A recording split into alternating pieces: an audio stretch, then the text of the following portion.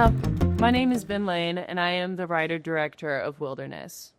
I wanted it to be an experience where you could take multiple things from it, to where if you wanted to just watch it on this base layer, you could enjoy it as like purely an entertainment piece. It's like a horror film, you know, things happen. Don't want to spoil it, obviously, but like you can just watch it and be like, okay, this event happens, this event happens, this event happens, it ends. But I also wanted there to be this like deeper emotional aspect that could be identified with if it was thought about or seen in the story. And that has to do with like what is the natural way to be a person, or specifically in the case of this film, to be like a man. Like what does a natural man look like in the world? Like, do you have to like portray these tendencies of aggressiveness to survive? And if you're not aggressive, then are you not a man? Are you not worthy of that title? Because I think there is like there's this really just like large and fake structure built around like what being like different types of a person are, or being like what a male identifier is. A lot of what my casting had to do with people that identified with my vision, like people that I felt like I could communicate clearly to and that communicated back to me. A lot of my actors were first-time actors or just like didn't have a lot of experience. Like our main Bryce, he was a first-time actor. But we really developed this like sort of singular line of communication between us that I thought was very effective.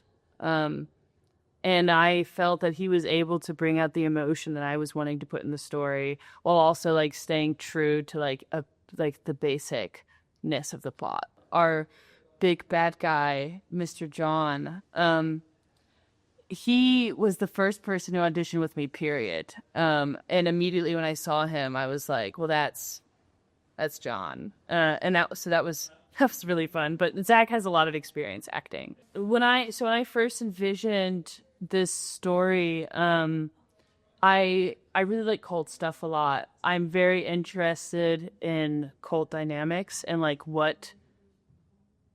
why someone would join such a thing or like be interested in that.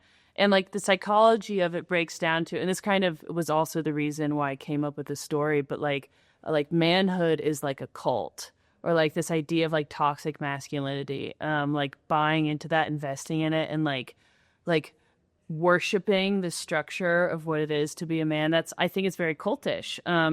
Because I think it's so unfeeling in its rigidity, and it like doesn't actually allow like the human nuance of like each person is different, each person has different experiences, like to like apply like one definition of something to so many different people, to be like you have to fit into our box or you can't be one of us. I mean, that's just like cruel and inhuman. So I really wanted these masks to like really reflect the animal nature of doing such a thing. Like these are humans. Like they wear ties and they wear button-ups and they wear dress shoes and pants and slacks, and they go to school, but they wear this mask that like others them from their community, and they want to be othered, but it's because they see themselves as superior. I had one producer on it with me who was on for pre-production of the first weekend, and she's a real producer. She's my very good friend, Sam Carroll. Incredible person. Also went to UK. Very happy I met Sam. She's very good at what she does, and she saved me. Like, she came on a week or two before we filmed, and otherwise I'd been managing everything myself. I'd been managing locations, casting, like lodging, because we were paying for people to stay in hotels because a lot of us were traveling. There's just like so many different moving parts to coordinate all the time, and no matter how well you coordinate, something always goes wrong. Why make a short film? Why make anything? It's so difficult. I actually have to ask myself this even now. Like, I have the product done, but I'm so tired, and I'm like, I want to do another one, but I'm so tired. And like, why do it? And I don't know exactly what the answer is. I mean, I'm mostly just compelled to do it. I really feel like I have stories to tell and I really want to tell them. And I love telling them with other talented people. And the more I work in film, the more I meet incredible people that I love working with. And then I'm like, oh, I could make an even better story with you. And that's very awesome to be able to like collect all of these talents and to be like, hey, I want to do this. Do you want to do this with me? And a lot of them are like, yeah, I do. Because they see you and you see them. And that's like a very, like, it feels like an impossible thing to be so seen and to be able to see other people and then to be like, I want to give you my time, give me your time, and let's make something beautiful together. I just know, and what's worked for me, it's like you really have to put yourself out there and be vulnerable and put yourself in spaces where people can see you. Because if they can't ever see you, then how are they going to know who you are? And how are they going to take a chance on you? Or how are you going to ask them to take a chance on you if they're like, I've never seen you before? Like, what are you doing? I started off with my other short film, Pretty Room. It showed here a couple years ago.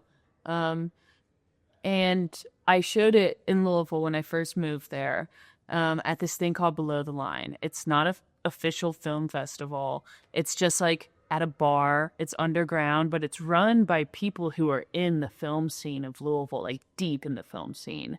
Like like this is where the filmmakers of Louisville go to, Below the Line. It's like grassroots film. Um, and that was like a huge life-changing thing for me. Like there's still people who recognize me from that first showing I did. And that was how I started building my team, like figuring out like, oh, these people go to this bar. These people go to this event. Like I'm going to make sure I go to all of these events and I'm going to talk to everyone, even if I'm like really embarrassed. I'm going to be like, what do you do? I know nothing about that. How can I learn more about that? It's all about asking questions. Like you should not be afraid. Or if you are afraid, you should challenge your fear and you should try and get over it.